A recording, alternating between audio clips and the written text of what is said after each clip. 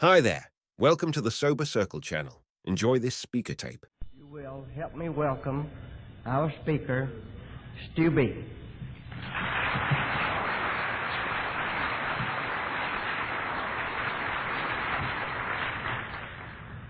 Hi everybody, my name is Stu Bramble. I'm an alcoholic. Man, this is a long ways from Crownsville State Hospital, I'll tell you that. This is beautiful. I've never been to a place like this in my entire life.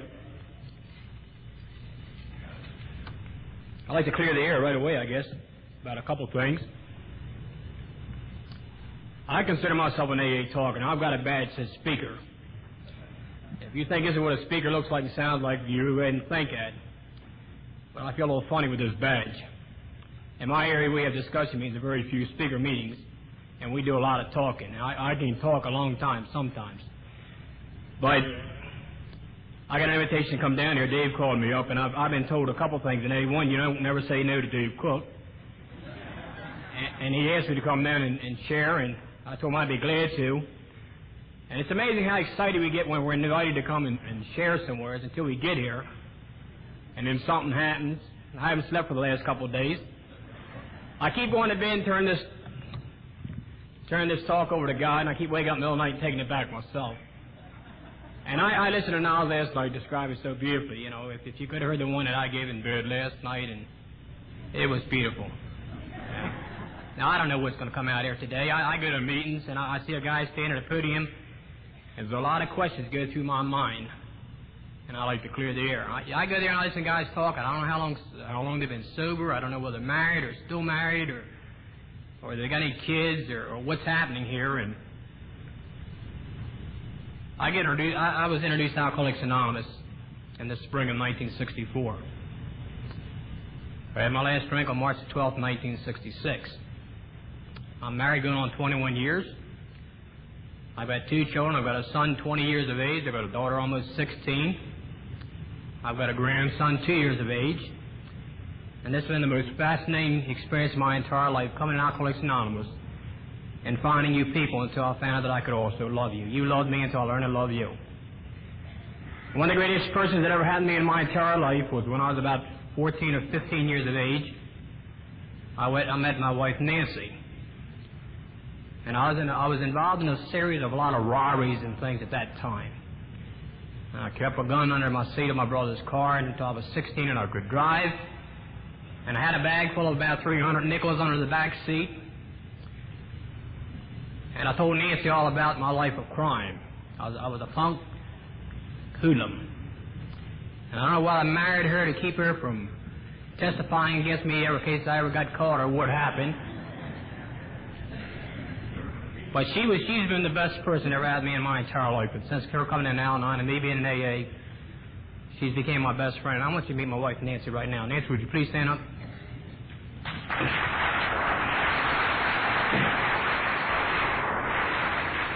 Now, that's pretty nice for a grandmother, I tell you that.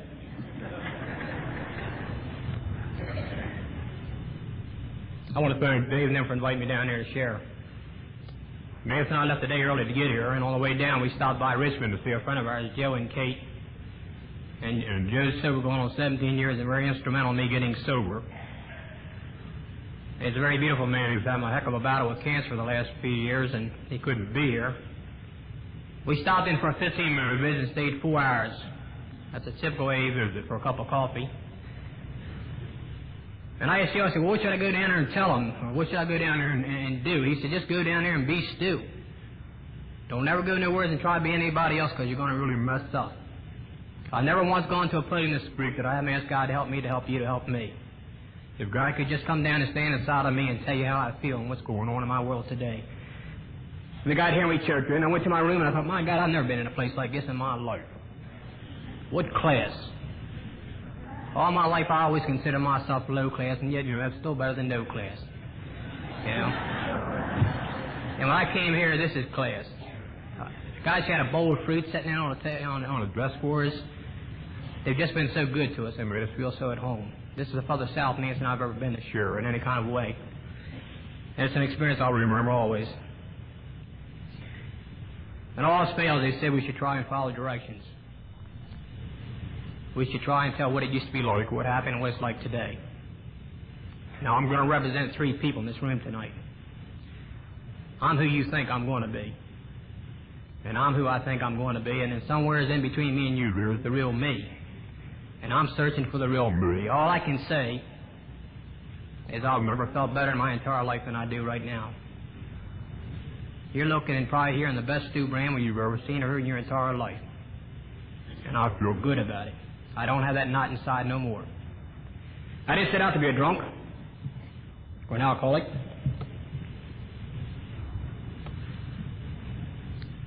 I came from a family of 7 children.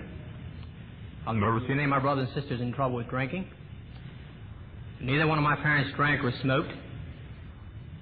And yet when I was about 15 years of age, I took a drink of alcohol. And I found something in that bottle of booze I couldn't find in Kool-Aid or lemonade or iced tea or Coke or anything else in my entire life. I found out for me what I thought was all the answers for all the problems. I heard a friend of mine describe one time his personality or a good comparison of himself. And it identifies me, or it can describe me to you very simply and very briefly. Around Christmas holidays, you can take a fruitcake. You can soak that fruitcake in rum and brandy and whiskey. And during the holiday season, you have an alcoholic fruitcake. Now, if there's any way humanly possible to take that alcohol back out of that fruitcake, you'd still be stuck with a fruitcake. And that was me. I was a fruitcake, and I put alcohol into me. I became an alcoholic fruitcake. I turned AA. I stopped drinking. I'm stuck with a fruitcake. And now what I'm trying to do is I'm working on this fruitcake. I'm trying to get my head together. Every time I come in front of a podium, I shrink. And it's not because I'm afraid. It's just that you're so big and I'm so small. And we have such a job to do. Someone told me this guy's shaking the truth out of you. If you don't tell the drunk the truth, he ain't going to stay sober. He ain't going to get sober. He ain't going to stay sober. He's going to die drunk. Or end up being incarcerated or insane. So we owe the drunk the truth. And I'm going to probably say some things tonight. It's going to be a little bit controversial. But maybe I strive a little on controversy. You have to go with what you got. I took that drink and I guess my personality is like a piece of Swiss cheese. It's full of holes. There's nothing solid about me at all. When I took those drinks, those holes got solid. And I became the guy I always wanted to be. It gave me the courage I never had. It gave me the confidence I was always lacking. It just changed my personality. I could get taller, I could get tougher, I could get better looking, I could get smarter. My whole life changed when I drank. I was an action drunk. I loved action. I drank and I wanted something to happen. If I couldn't make it happen, I was going to make it happen one way or another. But I wanted something to happen. And usually it did happen. The very first time I got drunk, I made a complete fool out of myself. I experienced a blackout. I got sick. And I swear to God, I never drank again until the next chance I got a chance to take a drink.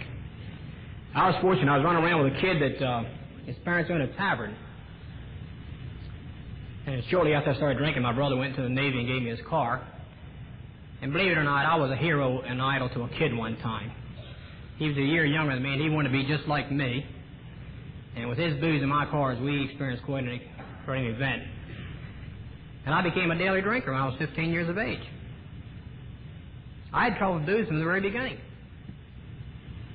And I usually set out to drink to get drunk. I'd be honest, I wouldn't waste my time just to drink. Baby, I wanted something to happen when I drank. I experienced all kinds of troubles.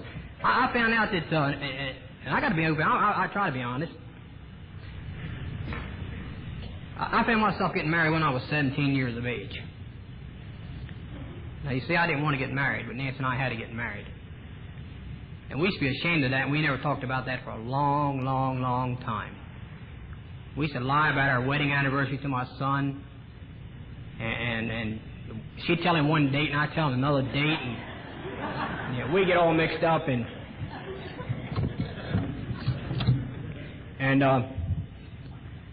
you know what's beautiful about that?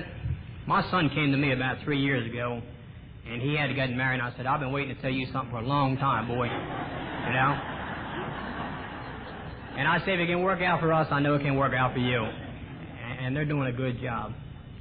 But I was sober 5 years in Alcoholics Anonymous. I used to always tell Nancy she stole my youth. So it wasn't for you. I'd been out there and being able to have a good time and wouldn't have all these responsibilities. And not once did I think that I stole her youth. Alcoholics Anonymous gave me that opportunity to look at this more honestly and openly. But I was sober 5 years, and I got involved in organized religion, and I asked Nancy to marry me so we'd get married into the church. And that's an amendment I wanted to make. We had a beautiful marriage.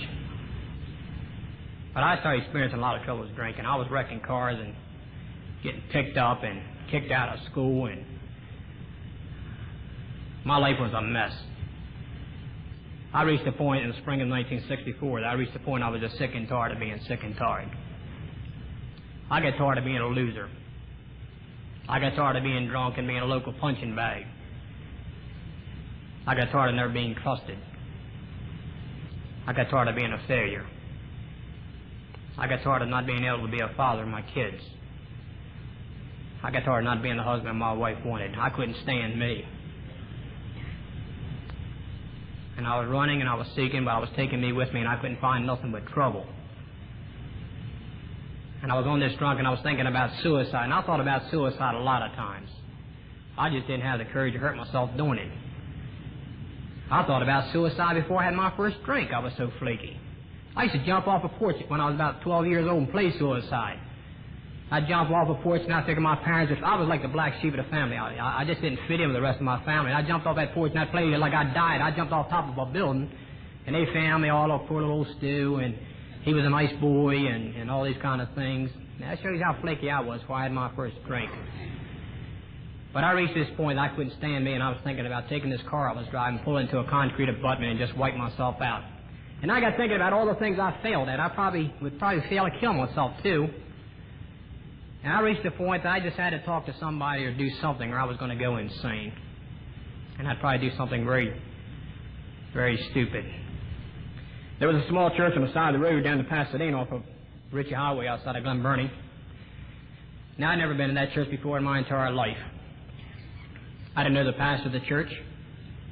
I knew nothing about that. I turned God off a long time ago. Now, I was off in organized religion as a child growing up, and I rejected God and anything decent. I go to meetings sometime, I hear these people saying, I grew up and I swear to God I'd never be like my father. And their father was an alcoholic. I grew up and I swear to God I'd never be like my father. My father was a very clean, decent man. He represented everything good and beautiful. And I didn't want no parts of anything good and beautiful. I was out to destroy the world and anything got in my path. But I felt I had to talk to somebody or do something. I found myself going to that church and talking to the minister. And I guess for the first time in my entire life, I opened up to another human being. And I told the man what was going on. And he said, you know, there's not much I can help you. I mean, we can pray, but the old theory is you can pray to stay sober. Just don't go down to the bar room and wait for the answer. It don't work that way. He said, but I've got to remember my congregation who's a member of Alcoholics Anonymous, and maybe this man could do something to help you. Now, I don't know what I was looking for, but I know one thing. I didn't like what I had, and I didn't want to stop drinking. I want to stop hurting. And I think I reached a point that I was willing to do anything and go anywhere just to stop hurting. And I found myself going to an Alcoholics Anonymous meeting. Now, I'd heard about AA. Let me see if I can bend this thing up so I don't have to bend over here. There we go. And I'd heard about Alcoholics Anonymous when I was in high school. We had a bunch of guys come down from AA and put on a seminar at school.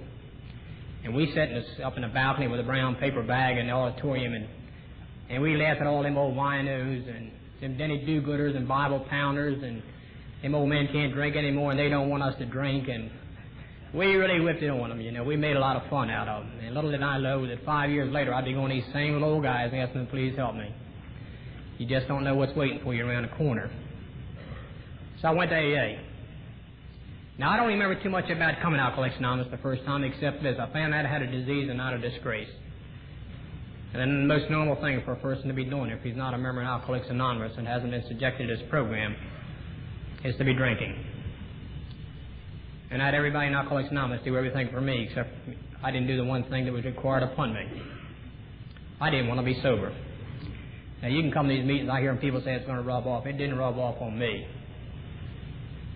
I worked at getting drunk, and I've got to work at getting sober, and I've got to work at staying sober, and I've got to work at love. I've got to work at a lot of things. They don't come natural and easy for me.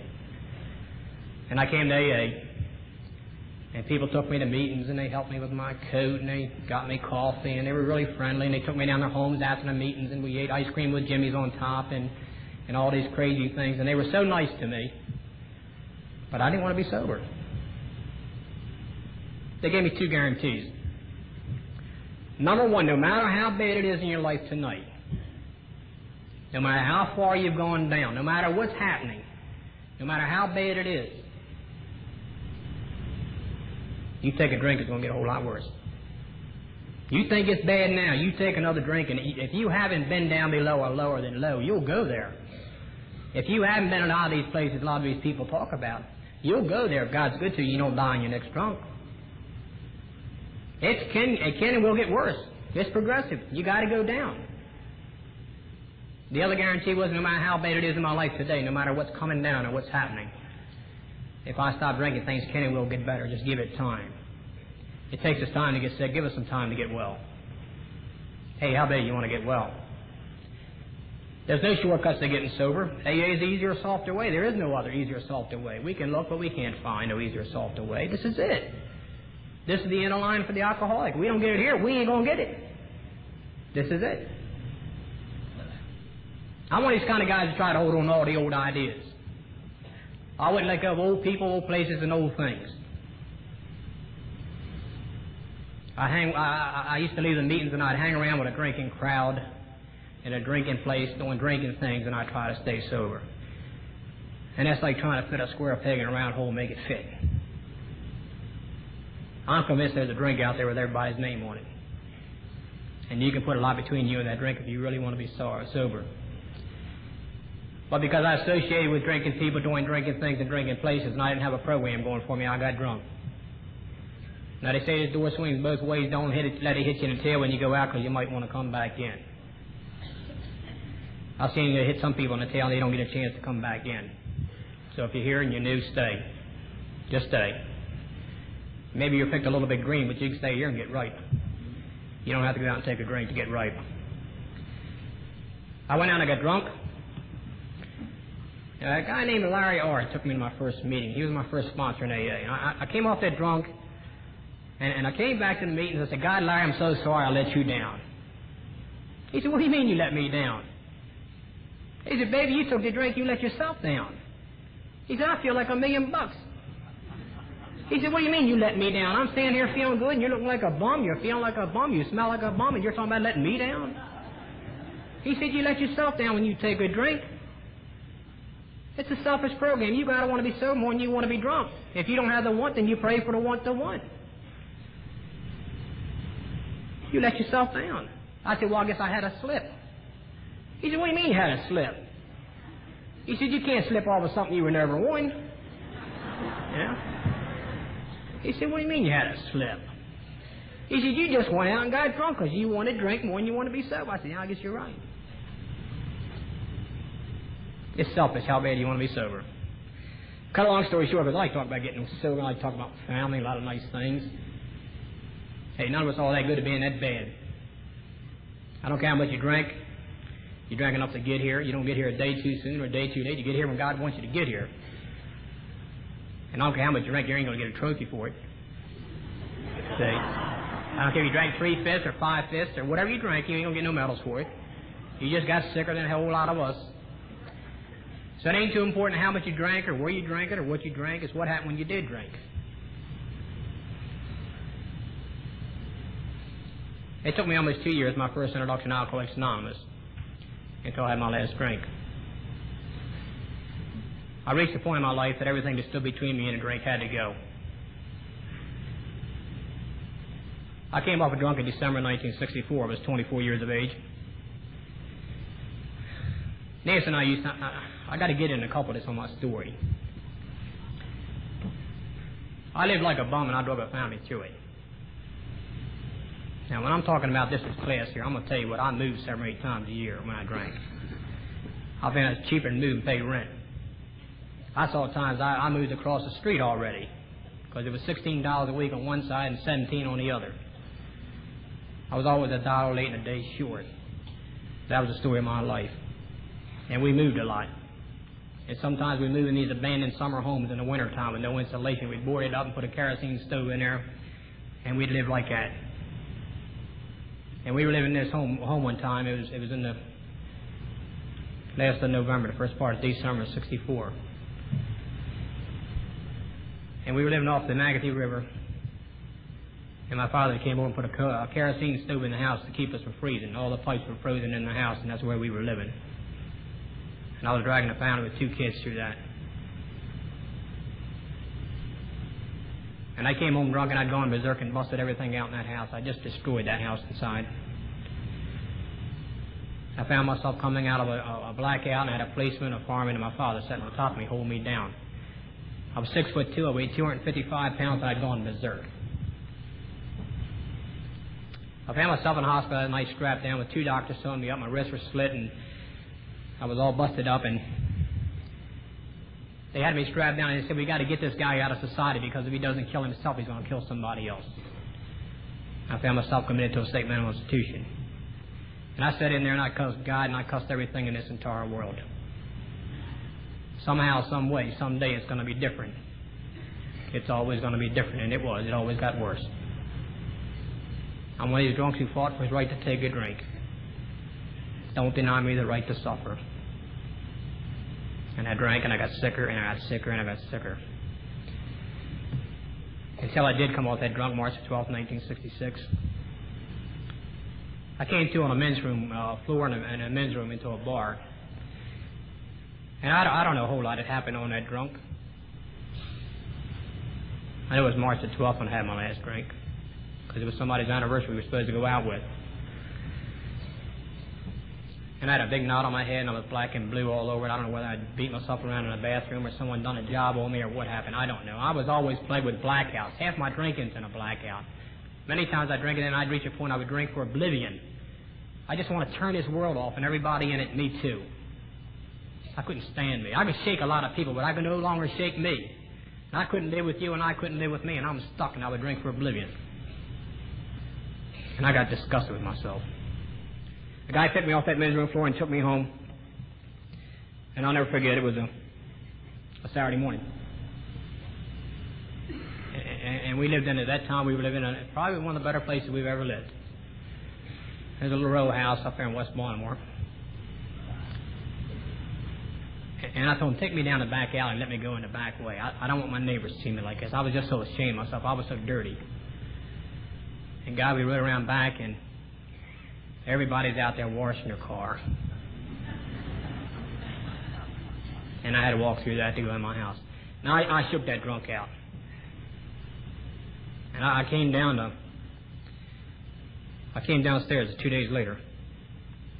And I told Nancy, I said, Nancy, I don't know what I'm going to do. I don't know whether to call my brother or call Alcoholics Anonymous. Now, I don't know why I said call Alcoholics Anonymous. I remember that last drunk, I said, God, please don't let me go off. I don't want to go back to another mental institution. Please don't let me go off. And I shook that drunk out. I've been through DTs, convulsions, hallucinations. I've been through those routes. That don't make me any better or any worse than you. It just had happened to me. She said, Stu, I don't care if you call time and talk to the operator all day. I just don't care where you go. There was no love in that house at all. And I could think about how I used and abused my brother like I used and abused everybody else, and I couldn't call him. I never liked the word pigeon. It still hangs me up a little bit. Too much, it was almost like too much like a chicken. And I was young, and to me a chicken was a coward, and I wasn't no coward. You dare me do anything, I'd do it. But I felt like a homing pigeon. I knew that I had to get back to AA for some reason or another. And I found myself coming back to Alcoholics Anonymous. Now, when I came back, I thought everybody's going to badmouth me. They're all going to take my inventories. They're going to say, well, here comes Mr. Wise Guy. Here comes Mr. Know-It-All. You had enough yet, bum? I think they're all going to bad-mouth me because they were a bunch of hard-nosed guys I got involved with. I walked back to my first meeting, Alcoholics Anonymous. When I came back, I could have crawled up underneath an ashtray. I felt that small. And every one of them put their hand out and said, welcome back. Hey, keep coming back. If you're new in this room tonight, just keep coming back. All my life, I've asked everybody to give me a break. Hey, Nancy, give me a break. Please don't leave me. We can work this thing out. Just give it one more time. I tell my kids, I'm sorry I let you down. Give me a break. I promise you I'll take you to the baseball game next week. Hey, boss, give me a break. Don't fire me. Man, I need this job. I lose this job, I don't know what I'm going to do. I'm getting ready to celebrate my 20th anniversary of my job in September. I had a boss who was a very beautiful Christian man. He'd cover for me when I was sick. He put me down for leaves of absence. He trade swapped days. This man did everything to help me. And this is weird. I work I'm a factory worker. I work on the waterfronts. I'm still a factory worker working down the waterfronts. And they play tough down there. They don't play games. And I get sober, I can play games with you, and you don't play games with me. I don't test you, and you don't test me. We just love each other. Now I told him, please give me a break. I just need this job so bad. He put me on night work to cover for me. I'd have a cop pull me over, and nobody be around. I'd say, hey, officer, just give me a break. I can't afford one more ticket. I'll lose my license. Just give me a break. And I go in front of a judge for assaulting a police officer, resisting arrest, or disorderly conduct. Hey, Your Honor, please, just give me a break. I got a family. Don't send me to jail. Hey, Mom, give me a break. I need a couple $100. I'm into the loan sharks. I don't pay them off this Friday. It's going to be bad news. All my life, I asked everybody to give me a break. I came to Alcoholics Anonymous. You said, give yourself a break. Hey, give yourself a break. It's a self-helping program. How bad do you want to be sober? Ain't you sick and tired of being sick and tired? You never have to be alone anymore. Ain't you tired of being a loser? Ain't you tired of just being friendless? I asked my sponsor, I said, what about all my friends? Now, a lot of people come to AA with friends, but I wasn't one of them. He said, what friends? I said, them guys I drank with. He said, well, how many of them guys come down and get you out of jail? How many guys visit you when you were in the institution? Did they come down and visit you? When you were good and sick, how many of these guys sent you a get well card? Since you've been in AA, how many of these guys have spent 10 cents to call you up and say they missed you? What are you talking about, friends? In AA, we're just friends that haven't had a chance to meet yet. They say there's approximately 1 million people staying sober in Alcoholics Anonymous today. There's 1 million people I can put between me and a drink if I really want to be sober. If I really want to be sober. I said, what am I going to do about good times now that I ain't drinking? He said, what do you mean good times? He said, like, what kind of good times were you having before you got here? And I think I wasn't having no good times. The party was over. The good times were gone. I was just drinking and drinking and drinking and drinking and getting drunk and getting sick, and I wasn't dancing no more, and I wasn't shooting no pool no more, and I was just drunk all the time. And he said, what good times? He said, you got a lot of good times waiting for you if you stay sober. It is an exciting life. To me, it's been the most exciting thing happening in my entire life. I love being sober.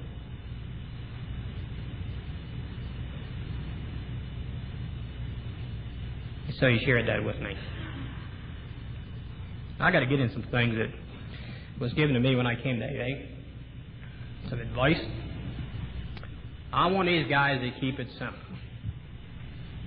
You don't need brains to get sober. You need desire. You need one power. I've seen a lot of guys too smart to get sober. I've never seen anybody too dumb to get sober. Don't analyze, utilize. I was always trying. I came to some of the very basic, simple things they taught me when I came in AA was, you see, I never knew it was the first drink that got me drunk. All my life, I thought it was the third six-pack or the second fifth or the third pint. If I could just get to that point and lay there, I'd be okay. But I kept overshooting it all the time. And my sponsor said, Stu, it's the first drink that gets you drunk. If you don't take the first drink, you can't take the third six-pack or the second fifth or the third half pint or whatever you're drinking. He said, don't try to figure out what drink got you drunk. It's the first drink. He said, you trying to figure out what drink got you drunk is like getting hit in the tail with a buzzsaw and figuring out which tooth did the most damage. He said, it's the first drink. And you don't have to stop drinking the rest of your life.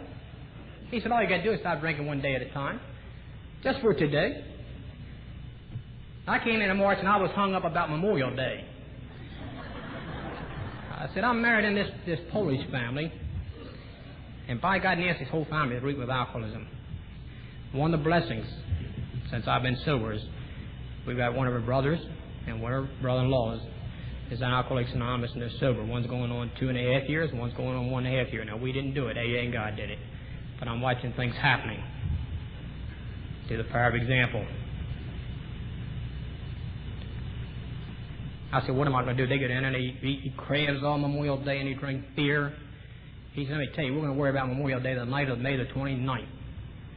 We're going to take this thing one day at a time, just for today. That's all you've got. Even the Lord's Prayer, you know, we ask God to give us this one day. You stay sober one day at a time. I said, well, I'm 25 years old, man. Suppose I lived to be 75 years old. That's 50 years without a drinking. He said, you better work on 50 minutes instead of 50 years. And he whipped it on me. I used to go to meetings all the time, and I had a woman walk up to me one night. She said, Stu, are you happy? I said, yes. She said, why the hell don't you tell your face about it? What, are you afraid to smile now that you're sober? Enjoy being sober. It's sort of like gratitude. I hear a lot of talk about gratitude. Hey, I'm a very grateful alcoholic, but I think it's best to express it with actions instead of with words. Don't tell me, show me. I've got an opportunity to stand here tonight without being,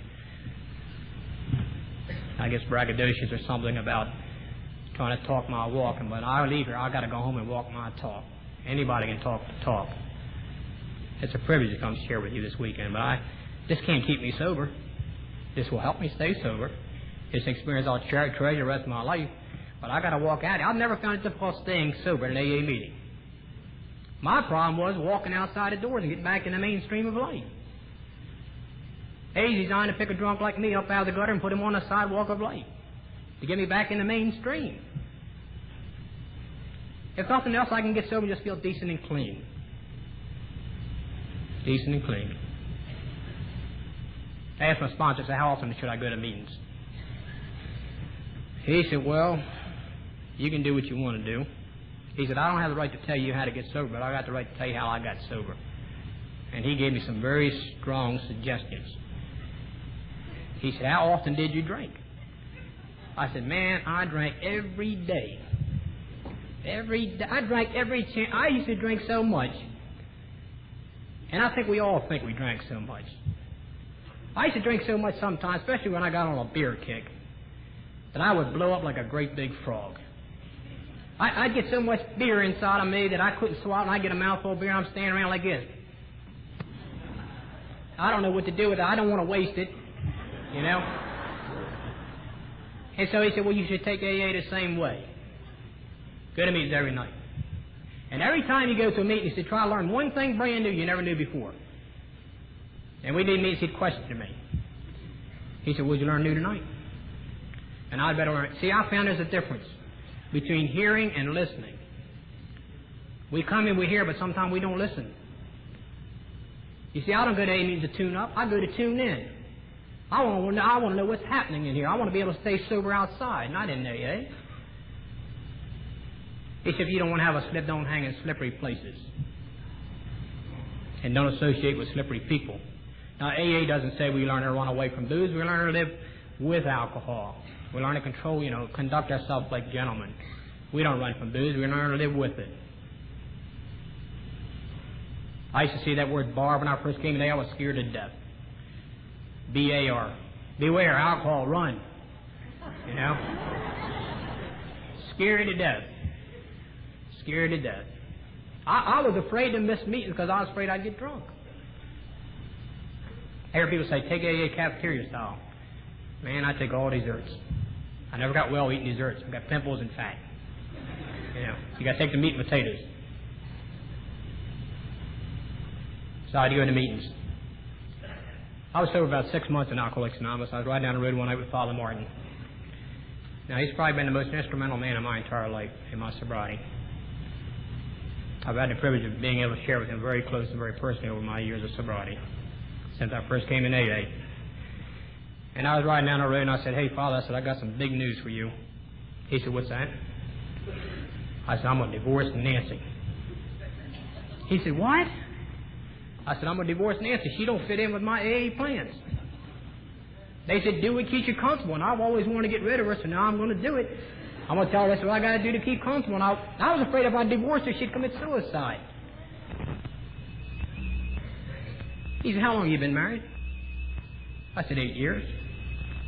He said, "You give it 8 years of sober time, then we'll sit down and talk about it." The best piece of advice I was ever given about marriage. I found that marriage for me never came to be a very easy thing. All my life I ran around saying, "Hey man, what's love?" You ever see somebody and fall in love? You see somebody and your heart just starts pounding. You get them washboards in your stomach. You say, "I'm in love." He said, "You ain't love, you're in lust." He said, "Love is a give and lust is a take. You ain't interested in giving nothing. You just want to take and take and take."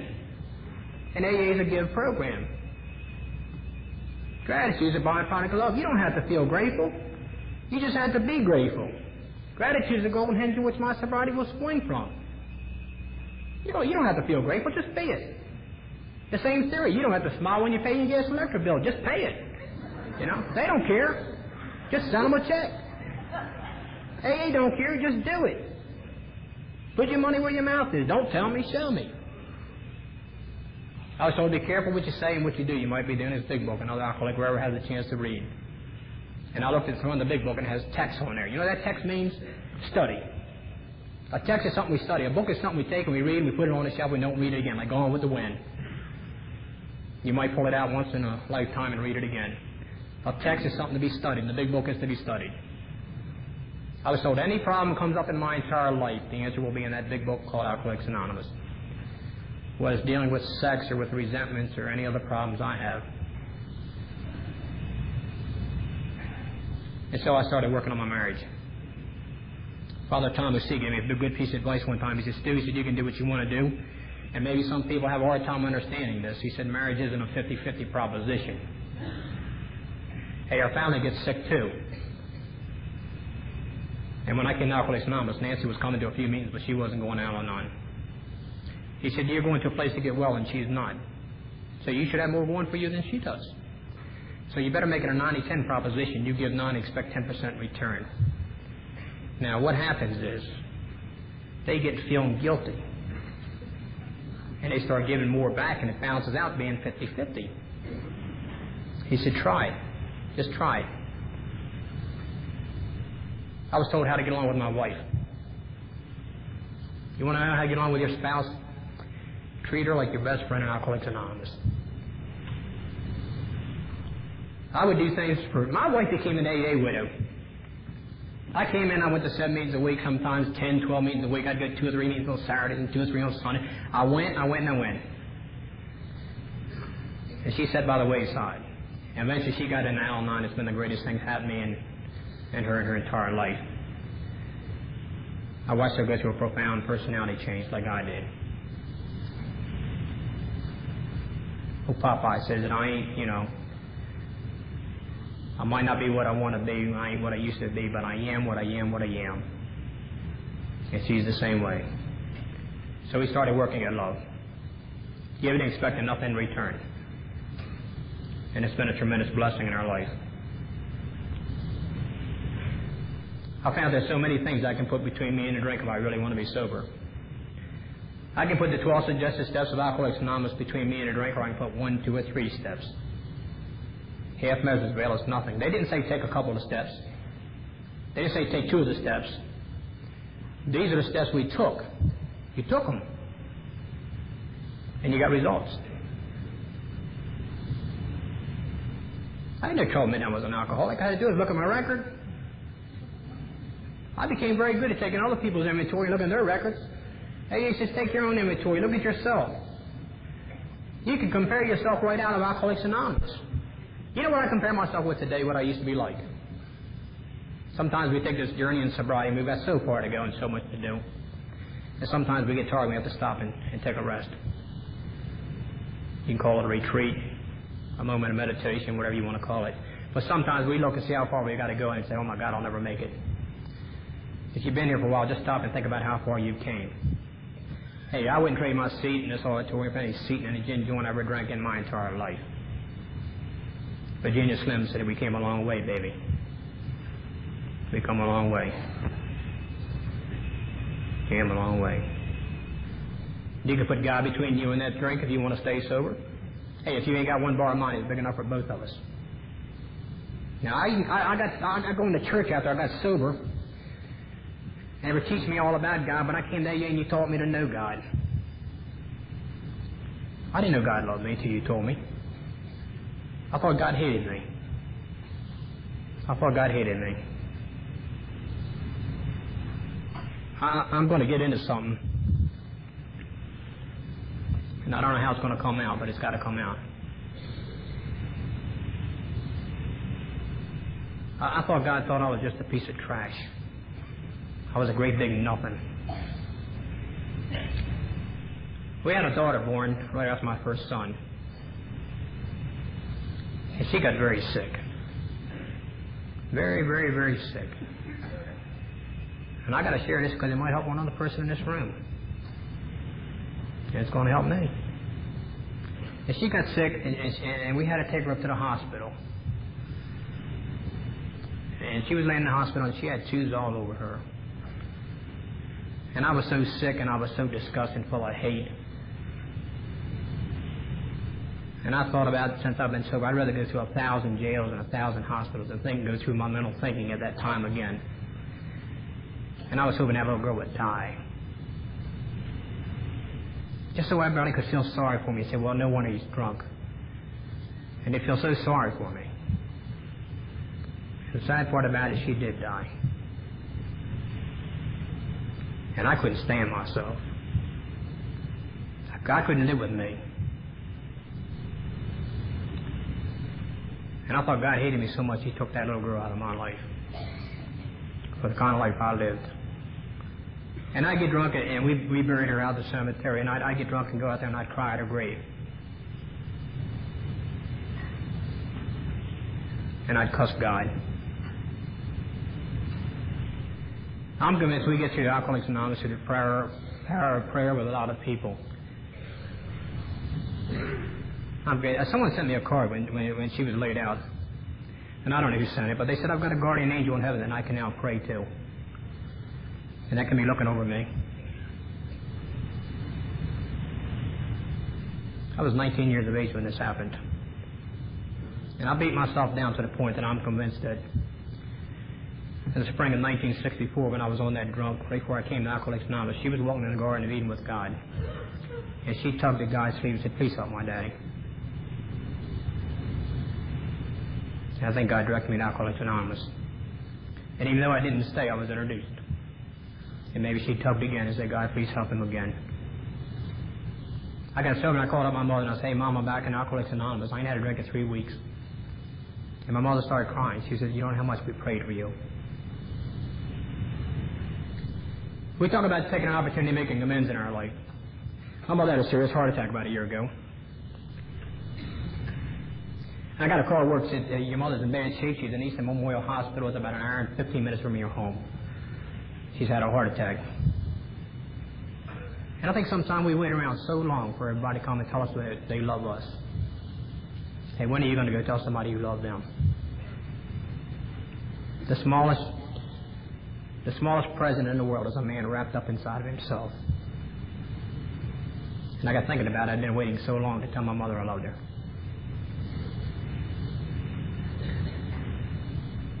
I found myself taking off work right away. I didn't know how serious my mother was going to be. And I went home and I real showered real fast, and I got a nice clean close shave, and I put my best suit on. And I shot down to Eastern to see my mom. And she was in intensive care and they let me go in. I walked in Chile Hospital, and I walked in, she said, "My God, you look like a preacher." And she said, "I'm so proud of you." I wanted to look so good for my mother, because she's seen me so many places. She's seen me in front of judges. She's seen me in locked wards of mental institutions. She's seen me so dirty. They used to take a shortcut when I was drunk sometime in their house and fall into the swamp and come up with cattails and mud all over me. And she didn't drink. She didn't understand. And a chance to make that amends. I had a chance to go outside and wrap my arms around my father and tell him I love him and hope someday I can be just like him. Just like him. I still hope someday I can be just like him. I had a chance to make these amends. My whole life has changed. My whole life has changed. I thank God for the old timers in Alcoholics Anonymous. I had an opportunity I was sober about 6 or 7 months. And I got involved with a bunch of guys staying sober, and they were going to a lot of meetings, and they told me, you know where you're going this fall? I said, where? You're going to New York. Bill Wilson's having his anniversary, and you're going to go up there and thank him for saving your life. I said, man, I can't before Cab Fair go to Annapolis. They said, you're going with us, and we're going to share a room up there, and you're going to meet the man who's founded this program that saved your life. I said, you got to be kidding. Bill Wilson? Who's Bill Wilson? Now, Bill Wilson didn't mean no more to me than Joe Haley. I didn't know Bill Wilson was the man that found this program. Some of us are so sick we think we're well. And sure enough, come along that fall, they're going to New York, so you all ready to go? I said, I thought you were just kidding. They said, no. So 5 of us, you know what, they said, when you go up there, you got to look good for Bill Wilson. I said, man, there's somebody, this man must really be something. I didn't have a suit. How come I didn't have nothing? I went to pawn shop, bought a suit for $20. I'll never forget, it was a brown wool suit. And I never had a suit before in my life. I had some state clothes and things like that. I never had a suit. I bought this brown wool suit. And one of the guys had an old Lincoln Continental, and we're going to New York to meet Bill Wilson. I said, golly gee. This ain't the old cat's meow. I got in that car in this old wool suit, and by the time I got to New York, I was so chapped. You know. They didn't have permanent press pants back in '66, and I got out, my pants were all balled up under my knees from sitting for about 5 hours. And we went to New York, and they had an out-of-towners meeting for all the people out of town to come and meet Bill Wilson. I thank God I didn't miss that trip. I thank God I didn't miss that trip. I met Bill Wilson, and we got in a big circle, and we went around a circle and had a chance to meet Lois and thank Bill for saving my life. Thank God to Bill Wilson. I pray a lot now I'm sober. They say prayer is food for the soul. And I was soul sick, and I fed my soul with prayer. And I remember Bill Wilson in my prayers. Hey, that's where it all started. Him and Dr. Bob. It all started there. And Joe Haley, the guy I stopped in Richmond to see, he was a beautiful man. He said, now you've seen the best. You've been to the top. Now I'm going to take you to the bottom. He took me down to the Bowery. I'd heard about the Bowery. I'd never been on the Bowery. I heard drunks in AA talk about being on the Bowery. And we went down there and he showed me the Bowery. And he said, now you've seen the top and you've seen the bottom. Now where do you want to go? Hey, how bad do you want to be sober? How bad do you want to be clean? How bad for the first time in life you want to be decent? I don't want to forgive myself. They said you can use your past as a guidepost or a hitching post. Learn to let go of your past. Don't use it as a hitching post. Use it as a guidepost. Don't make the same mistake sober that you made drunk. A wise man learns from another man's mistake, and a damn fool learns from his own. Quit being a damn fool. We're here to share our strange, our hopes, and experiences with one another. Let someone else make that mistake for you. I've never seen a guy leave Alcoholics Anonymous and come back in and tell me it was beautiful out there when he went to drinking. Hey, nobody makes AA good behavior. I don't see nobody walking through the doors of AA whistling Dickens saying, gee, it's beautiful out there. So damn good out there, going back out there. I'm going to tell you some things they laid on me. Hey, Stu, when you come here, don't you fool with this program. This is a program designed by drunks, for drunks, and it works. If it works, leave it alone. And if you don't like it, get out. I used to get all upset when I saw people coming in and trying to change things. We had a bunch of religious fanatics jump in our group a couple of times. They got me all upset. They were changing words in the prologue to Jesus and things like this. You know, I love Jesus like anybody else. But I didn't think it belonged in AA. I saw my sponsor. My sponsor, Earl Jenkins, sitting there with 31 years sobriety. I love Earl. He's got the simplest answers for most stupid questions. I went there, I said, Earl, look, don't you realize what they're trying to do? He sat there and listened to me ramp and rave. He said, let me tell you something, son. He said, if you see things going on AA that ain't AA, you just remember this, if it ain't AA, it ain't going to stay. That's wisdom.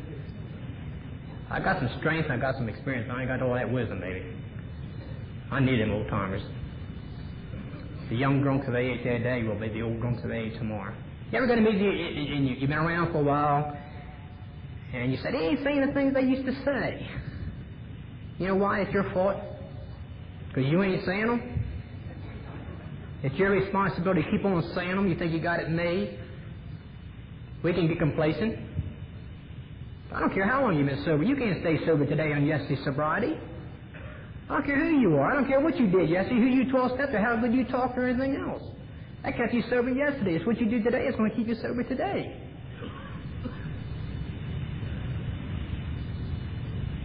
I still keep it. I went to a meeting one night and I was trying to impress everybody with all my intellectual bullcrap. And I threw some kind of theory out on the table, and I heard a guy down here listening at me, shaking his head and smiling at me. And he sent me a piece of paper down to me. And I opened up and looked at it and spelled KISS. Now, I know you can find anything in Alcoholics Anonymous you're looking for. All depends on what are you looking for. And I thought, well, maybe, you know. And so I sauntered on over to him after the meeting and introduced myself. And I said, what's with this kiss here? He said, that means keep it simple, stupid. He said, your name is Stu, S-T-U. It's the first three letters of the word stupid. He said, don't you never forget that. I went to a meeting one night and I saw the word plum, P-L-O-M, up on a podium.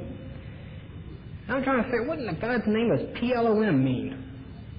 I'm figuring, well, you know, this is a spiritual program. It means please, Lord Almighty, or please lay it on me, or... And I had a guy sitting, that's me right there, poor little old me. Self-pity. I can't afford to feel sorry for myself anymore. Every now and then we got to take ourselves on the corner and count ourselves. We ain't so damn many. I don't care how sober you've been or how long you've been sober. You're only one drink away from getting drunk. You ain't got it made. Got it made right now. You can put God between you and that drink if you really want to. Bend your knees before you bend your elbow. Hey, who are you? You can't pray. If you don't believe, make believe. Go and disbelieve, and somewhere along the line you become a believer. I tell you, I found God. Someone told me pray. I said, I don't know how to pray. They said, you talk to God like you talk to us. Prayer is when you talk to Him. Meditation when you keep quiet and let Him talk to you. God talks to me through you people. You've taught me how to. You've introduced God to me and put God in my life. God don't create nothing. He don't create trash. God loves me and I love Him. Hey, so you know how you pray? You get on your knees and you go through the motion of just talking to the God of your understanding. It's sort of like someone giving you, I'll tell you how I plugged into God. It's a repetitious practice of going by. Look, the first time I prayed, I didn't get no blinding light or flash. I haven't experienced like Bill Wilson or anybody. Nobody tapped me on the shoulder, no monument was erected, no sound of thunder came. I found God by repetitious practice. I kept going back. It's sort of like coming out. You don't get sober 1 week for a first meeting. If I would give you a plug and say, you know what, there's a socket in this room that this plug fits in. And I said, now, what I'm going to do is I'm going to turn out all the lights and I want you to put that socket in that plug in that socket. And you'll say, well, I can't find it.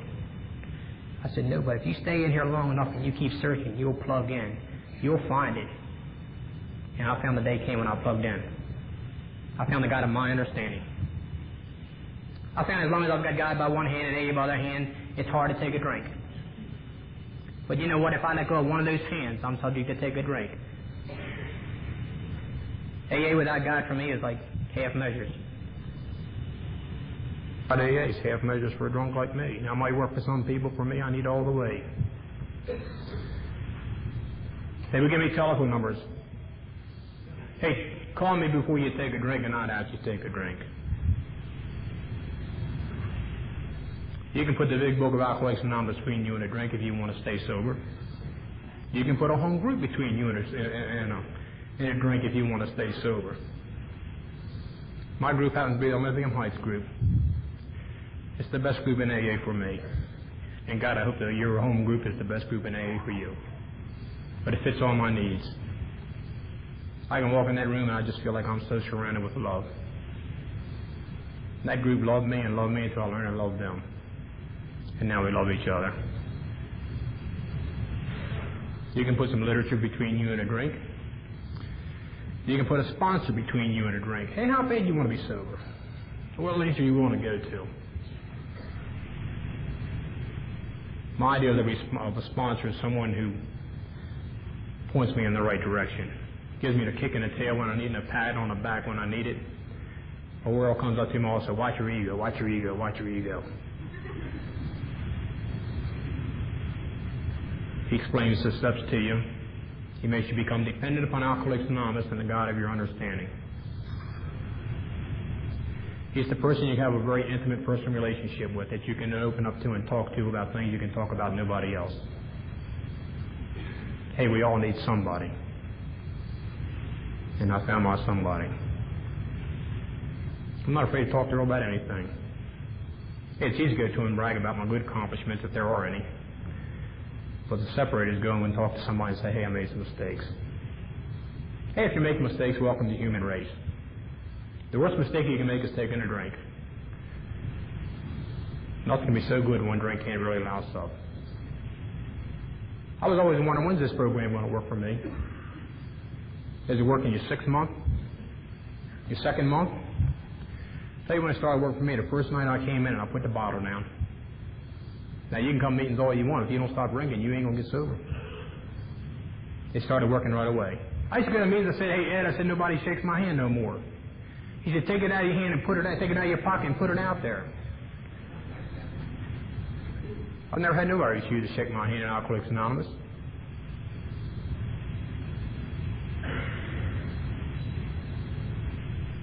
I've had a lot of fascinating things happen to me since I've been sober. I had an opportunity to go back for 2 more Bill Wilson's anniversaries. It was a beautiful trip. I had Nancy went back with me the next 2 times. We started trying to put our lives together, and I found out there's not a whole lot I can give my children except, I guess, a sense of values and proper attitudes. You want stable children, you put it into a stable environment. A stable environment is a sober environment. We try to practice this program in our home. We got drunks coming and going 24 hours a day. Our home is open to a lot of alcoholics and Al-Anon. We got all kind of people come. We got mugs all over our house with names on them, people's names that come in and just fix us up a cup of coffee and make us up at home. I got to go back and think we remember. You know what it is? I never want to forget where I came from. He who forgets where he came from is soon to return. Earl keeps telling me, he says, Stu, it's the wounds of your drinking that get you here, and it's going to be the scars of your drinking that's keeping you here. Just don't ever forget where you came from.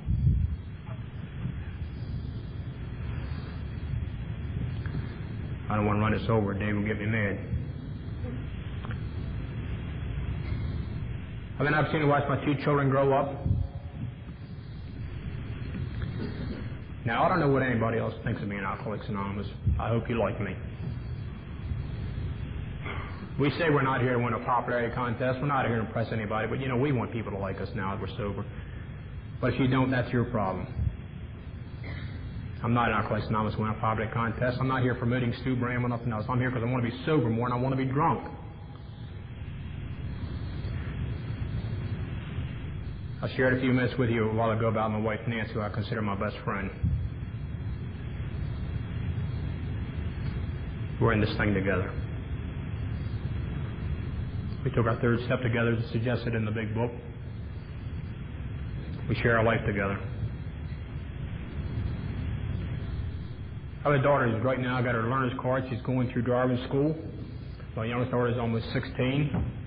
That's an experience. She's a beautiful blonde with blue eyes, and she don't think there's anybody in the world like her dad. Irregardless of what anybody else thinks, she thinks I'm the greatest. And I think she is too.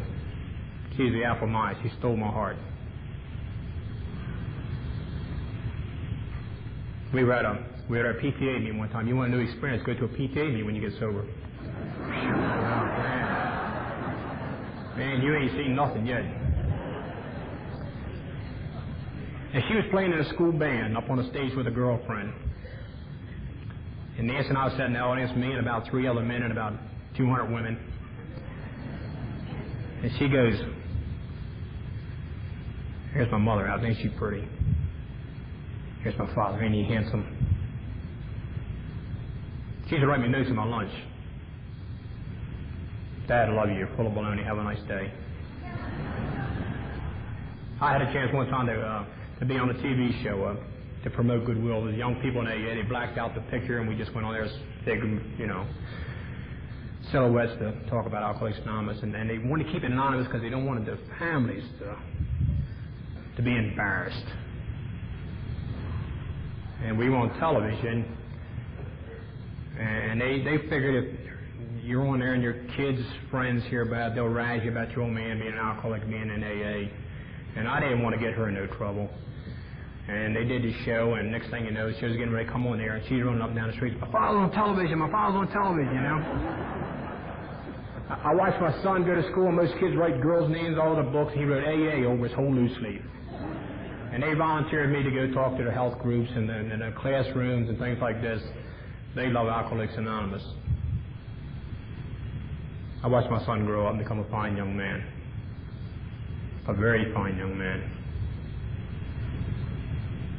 My son doesn't have a drinking problem as of today, nor a drug problem as of today.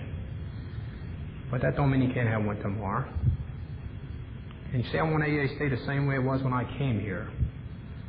I want him to be able to come in and identify he's in the right place. I want it to be kept simple. We got meetings in our area called Nutcracker meetings. So all the local whiz kids get together and try to figure this thing out. They go in there confused and come out even more confused. Keep it simple, stupid.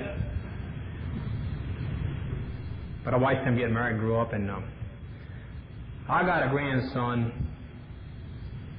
at 2 years of age in June, and I'm Pop-Pot. I never had a chance to see my own children grow up. When I came to Alcoholics Anonymous, my son was 7.5, my daughter was 3.5. My daughter's never seen me take a drink. And she doesn't have to, one day at a time, through this program of God I'm understanding. And I don't think there's anybody like that little boy in my life.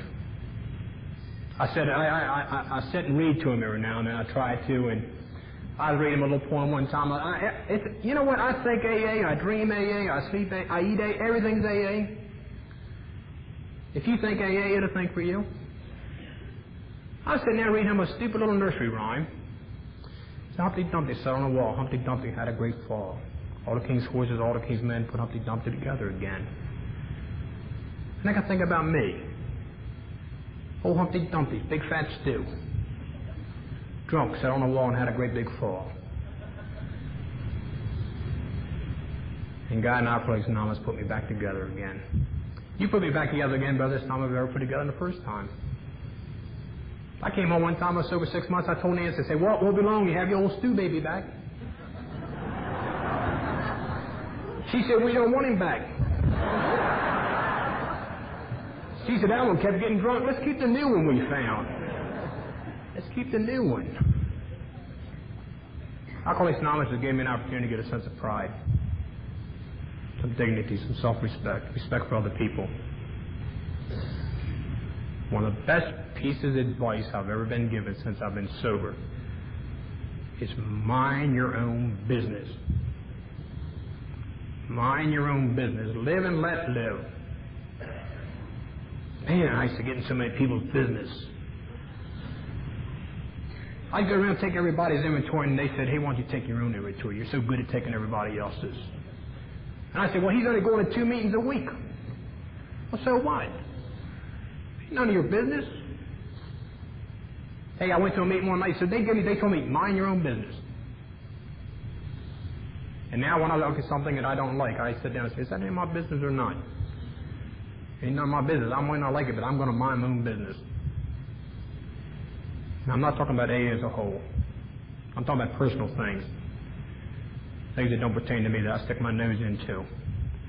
Live and let live means you live your life to your fullest and the best of your understanding and let other people live their lives.